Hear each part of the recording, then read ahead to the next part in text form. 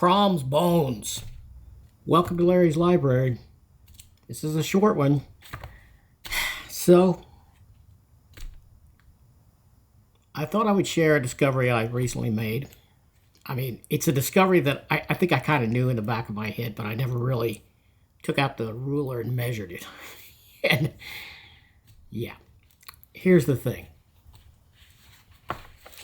Growing up, this book right here, this magazine, Savage Sword of Conan, black and white, a little bit more adult content. It wasn't regulated by the Comics Code, so you had a little bit heavier violence and a little bit of mild nudity here and there. So of course, as a young boy and later a teenager, that certainly was appealing to me. But I did not. I grew up reading the color books, so black and white just didn't do it for me. And I still prefer color. But as I've aged and matured, I have developed an appreciation for black and white art, especially some of the great stuff in here. Some of the awesome inking and ink wash techniques that are used in here are just beautiful. So I had a smattering of Savage Swords in my original collection, but I didn't seriously collect it. I didn't get it month to month. Just every now and then I would get one. I was mainly on the main Conan title, the color comic book. But, years later when Marvel started collecting these, and then later Titan took that over, in Omnibus, I thought, well, here I have a second chance at getting these, without, going into the whole back issue collector mode and getting them that way. I got another shot at them. So I started buying these as they came out. And some of them started selling out, so FOMO took me in.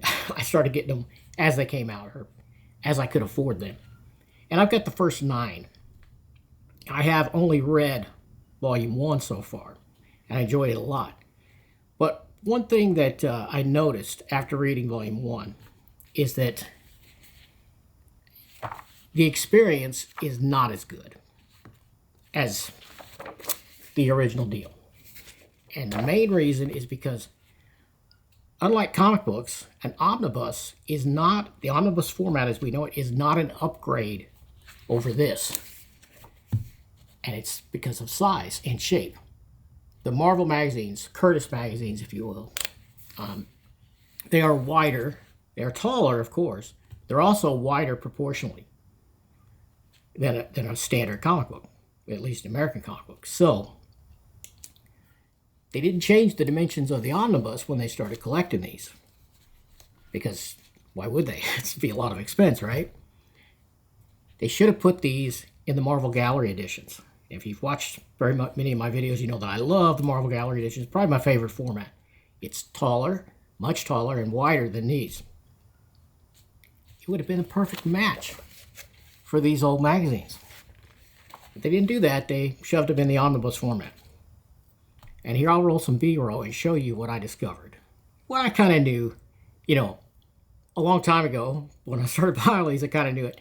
But I never really paid much attention to it because I didn't start reading them yet, But I have finished Volume 1.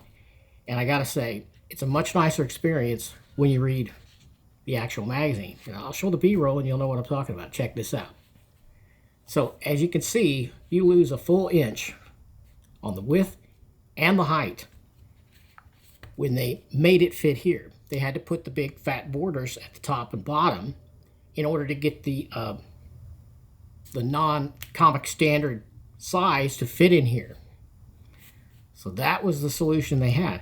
Now, another negative you could argue, and I do make that argument here, is that the ultra glossy paper that they use in these things and the white background does not do the black and white stuff any favors, in my opinion. It looks much better even in these pages that are certainly weathered and browned with age. But it never was truly white because it's newsprint, it's pulp paper. It was an off-white at best. It was not blazing ultra white like in here. And I think the inks are more beautiful on this type of paper, or at least this color paper. So I'm not opposed to these being collected in like a gallery, and maybe they do a little bit of a tint to the background pages. to get them a little bit darker and tone it down, and even make it semi sort of a matte finish would be better, in my opinion. Now, I don't look for them to do that because I'm the minority on that. It seems like most people do prefer the glossy white paper. Not me. I'd much rather have matte or semi-gloss over the shiny stuff that we got that just reflects light all over the place. Don't like that. Not a fan. but in the case of comic books, regular color comic books, I think it works good. I mean, yeah, I'd rather have it be matte, semi-gloss, but I can live with the color, the glossy paper on the regular color comic books. But I have made the decision to unhaul my Savage Sword Omnis. Now I'm going to keep Omnibus 1 since I've read it, and it collects the first 12 issues, I think. And those first 12 issues, especially number 1 and a few of the other ones, are very, very expensive if you try to get them on the back issue market. But most of the subsequent ones later on in the series, if you're willing to take something less than mint condition, which I am, quite frankly, as long as it's intact and readable, I'll take a fine and up. I mean, I'd rather have very fine and up, but I can handle a fine if it's not falling apart, and a fine wouldn't be if it's strict grading. So I'm going to keep getting these. I mean, there's only 235, so it's not a huge task compared to some of the titles I've collected over the years. And I'm going to sell these, so it's going to be a savage unhaul. But yeah, I only have the first 9 because Titan was kicking them out, even though they were slow to get started. Once they started, they were kicking them out at a rate that I do not have enough finances to handle. So I got behind, and I'm like 3 or 4 of these behind anyway.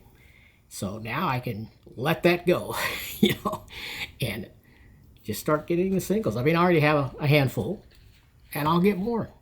I mean, it's an anthology series anyway, so you don't have to strictly read them issue to issue. I mean, there are some stories that continue on, on 2 or 3 issues. So, you have that. But a lot of them are one and done also, because it is an anthology, and it is a great, great reading experience in this. You don't have any gutter loss with this.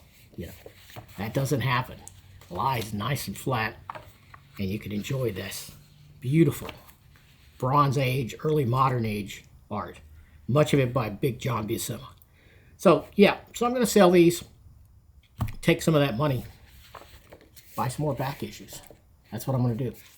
Now, I'm not selling all my Omnis. I have a lot of Omnis, and I do cherish them. I love the format.